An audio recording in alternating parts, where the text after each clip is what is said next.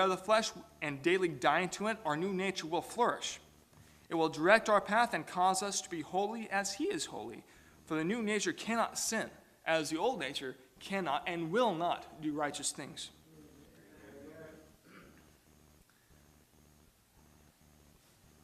In Romans 8:1, as Brother Ricky has ministered to us, we know that we are no longer condemned if we remain connected to Christ. And therefore I was thinking that this Romans 8:1 gives us stipulations and conditions in order to keep this new nature. As long as we remain connected to Christ, we are not damned because we do not walk after the old nature or the flesh, but after the Spirit.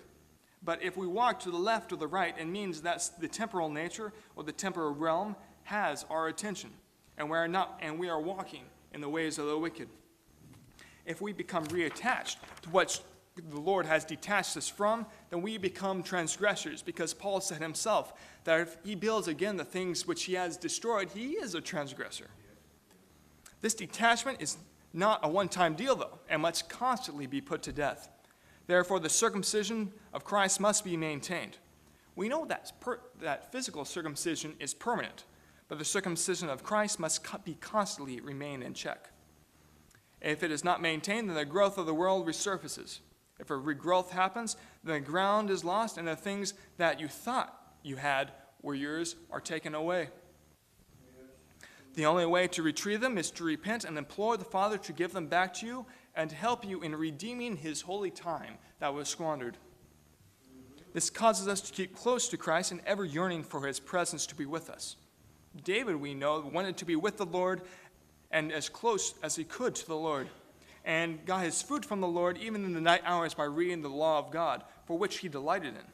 We also delight in the law of the Lord after the inward man, because he is the only one that can minister to our hearts and detach us from this world. And it's in the detachment from the world is the only avenue that he works in. Being connected to this world stifles this relationship, and the ground that was gained was lost. You do not understand the law of God as you once did. You are walking in the way of the righteous, as Christian did in Pilgrim's Progress when the scroll slipped from him. Now, most of you know or have read Pilgrim's Progress, and you know this is an allegory of a Christian's salvation from the city of destruction all the way to the Mount Zion.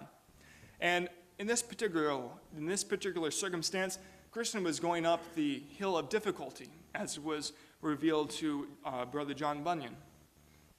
And in this, he was toiling up this hill, and he found there was a bench on to the side, and on the bench there was a plaque, and it says, "For the pilgrims passing this way on the way to Zion, to rest a while they are going on." Well, a Christian, when he was resting, he fell asleep, and the scroll that he has to have that was given to him by the evangelist to point him on to glory, that scroll slipped from him. And so he had to go back down the hill and go to retrieve it and go back already what he had already covered to come back to the point where he lost his scroll.